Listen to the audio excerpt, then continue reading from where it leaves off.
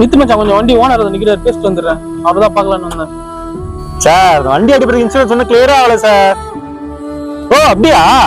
நாளைக்கு கிட்டே ஆயிடுமா? Thanks sir, thanks sir. மச்சான் வா மச்சான், போயிட்டு வந்துடலாம் இருக்கு. டேய் எப்படா கை பரவாயில்லடா? கை பரவாயில்லண்ணா, இன்னும் 2 கட்டு கட்ட சொல்லிக்கிறாங்கண்ணா. சாப்பாடு ரொம்ப கஷ்டமா இருக்குதுண்ணா. ஃபோன் பண்ணா ஃபோன் எடுக்க மாட்டீங்கண்ணா. அதுதானே ஆட்டோ பிடிச்சின்னு வந்தேண்ணா உங்களை நேர்ல பாக்கலான்ட்டு.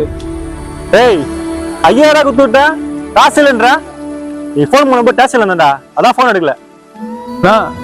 5000 ரூபா குத்திங்கண்ணா, 2000 ரூபாய் கட்டு கட்டுறதுக்கு ஆயிடுச்சு. 3000 ரூபாய் சாப்பாடு செலவுக்கு போயிடுச்சுண்ணா. இந்த மாதிரி சாப்பாடுக்கே காசு இல்லைண்ணா. இந்த 2 வண்டி ஒன்னது மேக்ஸிமம் வாயில போட்டுக்கினேன். இன்னொரு வண்டி எஃப்சி இருக்குது, எனக்கே வருமானம் நினைக்கிறேன். ஓ எவ்வளவு சம்பாதிச்சு குத்துருப்போனா?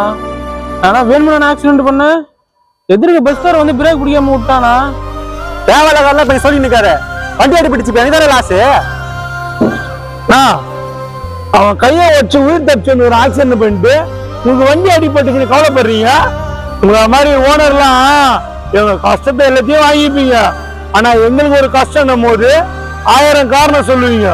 உயிரை பணைய வச்சு 4 நாள் 5 நாள் லோடுக்கு போயிட்டு கட்டுக்கட்டா சம்பாதி விடும்போது நல்லா இருந்தானா? இன்னைக்கு ஒருத்தன் டிரைவர் சோத்துக்கு துடல உங்ககிட்ட நிக்கிறான், இப்படி பேசுறீங்க நீங்க. கொஞ்சமாவது உங்ககிட்ட வேலை செய்யற டிரைவரை மனிதாபிமானத்தோட பாருங்கண்ணா. அவன் யாருக்கு நான் கஷ்டப்பட்டான், அவனுக்கு நீங்க சம்பளம் தரீங்க தான், ஆனா அவனோட லாபம் நீங்க தானே அதிகமா பாக்குறீங்க. ஒரு டிரைவரா மதிங்கண்ணா.